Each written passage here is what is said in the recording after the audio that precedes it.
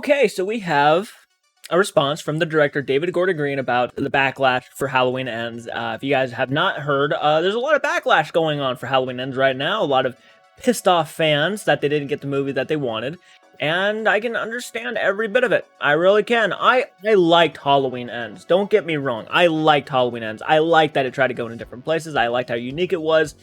I'm one of those people, but I also can understand not getting the movie that the marketing promised everybody. So I will give the fan base that. When it comes to the toxicity, I do not support the toxicity. I don't like when people are saying to other Halloween fans that if you like Halloween Ends, you are not a true fan of the franchise, or if you don't appreciate Halloween Ends, you're not a fan of the franchise. That is bullshit on a high level.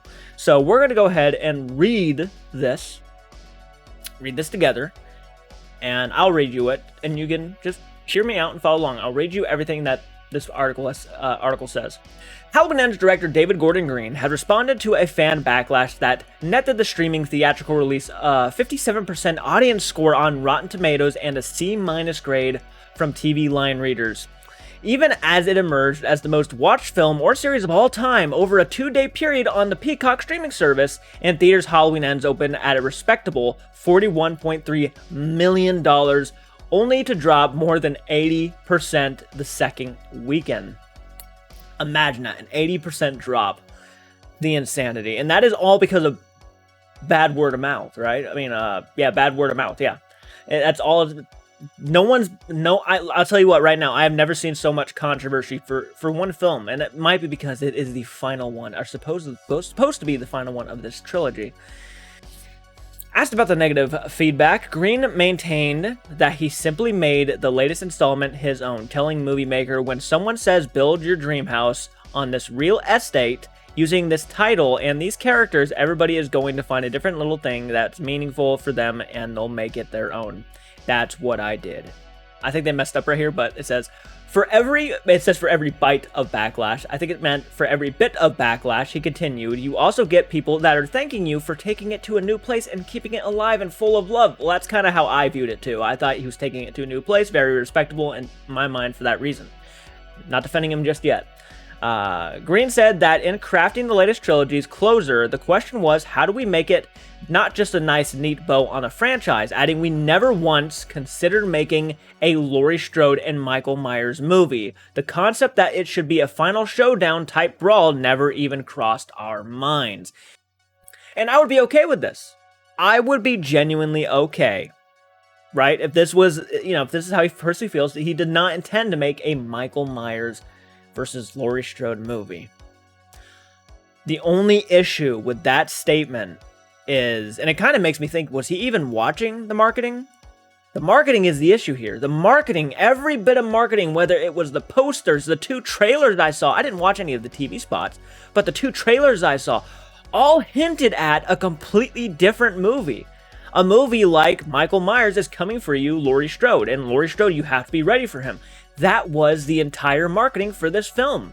And not once, I don't even think it really hinted at a love story, to be honest with you, at all. So 99.9% of your marketing told us that it was going to be what you said you had no interest in doing.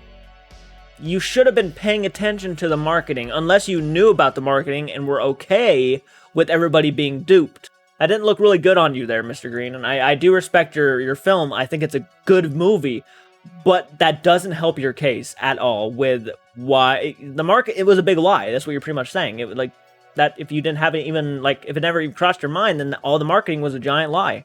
Instead, Green set out to tell a love story between Laurie's granddaughter, Allison, played by Annie Matichak, and Corey Cunningham, Rowan Campbell, a babysitter wrongly blamed and then ostracized for the death of a kid he was watching, and in doing so explore what can create a psychopath without having to go into a Michael Myers psychological backstory. Green also revealed, in addition to that same blue credits font as Halloween 3 Season of the Witch, an early drafted and far direct nod to the decades-old franchise's first non-Michael outing. There was an ending I wrote that we never filmed, and it takes place at Silver Shamrock Factory as it was spitting out the witch, skeleton, and jack-o'-lantern masks, and then it started spitting out Michael Myers masks, Green shared. But at the end of the day, I thought that's just fan service to people who know what Silver Shamrock is. And honestly, could you imagine right now that if we as fans never started taking guesses that perhaps Michael Myers was a product of the Silver Shamrock Company, we probably would have gotten that ending. If we just kept it secret and kept our mouth shut, we probably would have gotten that. But he didn't want to go by what the fans wanted. He wanted to go by what he wanted to do. So honestly, I for one, I would have actually have loved that Silver Shamrock ending. I'm not gonna lie to you. I think that would have been mind blowing. I love Season of the Witch, so as a Season of the Witch fan, I would have loved it. But as probably a Season of the Witch hater, you probably would have been like, "What the fuck was that about?" I mean, either way, it sounded like this movie was gonna piss off people regardless. Again, my opinion is that if you really felt this way, if you felt you did not want to tell a Michael Myers and Laurie Strode movie, you should have gotten a hold of the people who were marketing your film and said, "What the fuck are you doing? You're marketing my movie all wrong."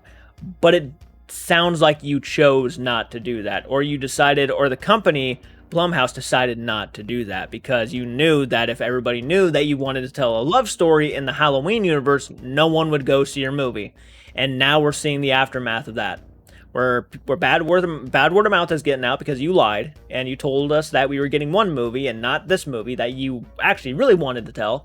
And now word of mouth is getting around and people are like, well, you know what? Fuck this. I'd rather watch it on Peacock than spend my money in the theaters. I think it's doing okay on Peacock right now, but when it comes to the theaters, I'm pretty sure this thing is bombing bad. And that's not looking good for the Halloween franchise. Like, don't get me wrong, it's not a completely failure of a movie. I think it maybe at least made its money back. I can't necessarily remember how much it was, the movie cost to make, but compared to the other two Halloween films, it's a train wreck. It is, and that's because of your lousy marketing. I'm gonna blame the marketing. All the marketing is responsible for this. I'm just gonna blame it because I guarantee you, at least if you've given the fans an idea of what movie they were gonna walk into, I guarantee you would not have gotten as much hate. But they felt backstabbed by the studio when they went in there and got a drama, a love story, instead of a Michael Myers murder spree, which is what they were wanting. They were wanting Laurie Strode versus Myers, and you failed to give them that. You failed on that part. You just failed. So, guys, comment down below. Let me know your thoughts. What do you guys think of this? What do you guys think of the other ending? Would you have preferred the Silver Shamrock ending? I'm curious to hear your guys' opinions down below. Leave a like. Subscribe to the channel if you're new channel. Share the content. It does mean a lot. And until next time, guys, do keep it retro. And please do take care.